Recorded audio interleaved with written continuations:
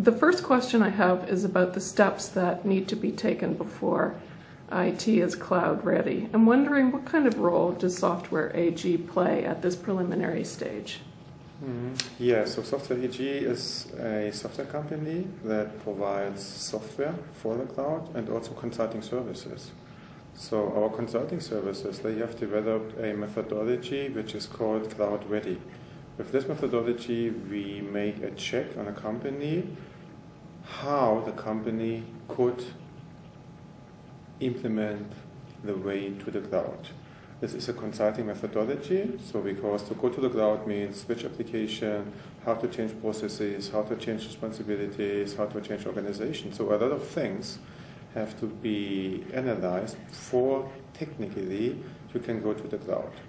On the other side, we offer technology. For example, we have a technology like ARIS, and this is a technology exactly to do the process modeling, process analysis, if you want to go to the cloud. So which process has to be changed in which way.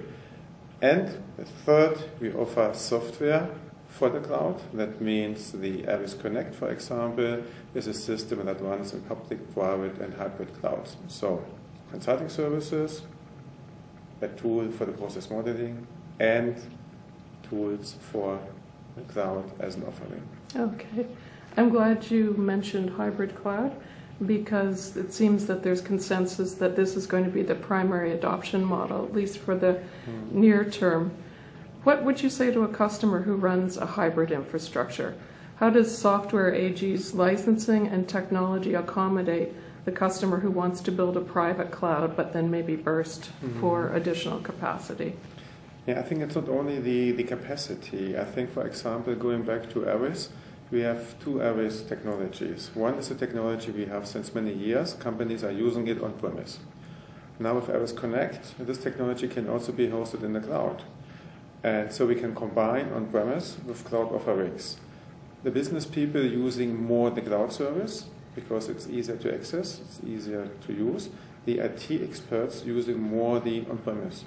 But both technologies are working on the same repository, on the same database, so the data are available for both.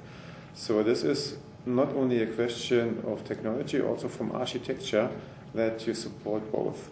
And the licensing model then, of course, is that the on-premise software normally is paid perpetually and the cloud on a subscription basis. Is there sharing across licenses? If you have applications in the cloud, but you also want to be able to use on-premise, are there separate licenses for each? There are separate licensing models, Okay. but a license could be used either in the one or the other way. Okay, okay. You had a very big announcement today in the cloud space. You mentioned CloudStream in your keynote presentation. So Cloud Streams, what I mentioned in my presentation, is a technology to integrate on-premise and SaaS applications. The more companies using SaaS applications, the more there is a need for integration.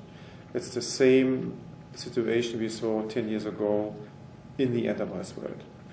And that's the key. And for a lot of companies, integration with the cloud is the very first step if they want to move applications to the cloud. And with Cloud Streams, we are exactly supporting these processes. And are there specific SaaS providers that have created connections to? Yeah, we have connection to Salesforce.com. We provide connections to SuccessFactors, to Google. So we are going to all these SaaS application vendors and provide out-of-the-box adapters for integrating with on-premise applications. I guess the last piece that I'd like to ask you about is storage, because that's an important component of building private cloud infrastructures. So can you talk about your storage offerings at Software AG and explain how that fits into a cloud strategy that a customer might be developing? Yeah, storage means that we have a little bit to rethink how we do storage. In the past, storage was based on databases, on disk. Our technology now is fully cloud-enabled. That means we have an in-memory data grid. That means our applications are not going to the disk. They get the data and they read the data out of an in-memory data store.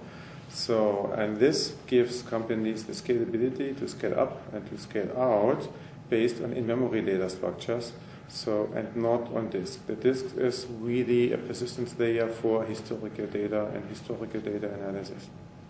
That's great. Thanks very much, Wolfram. I really appreciate your insights. It was a pleasure for me. Thank you very much.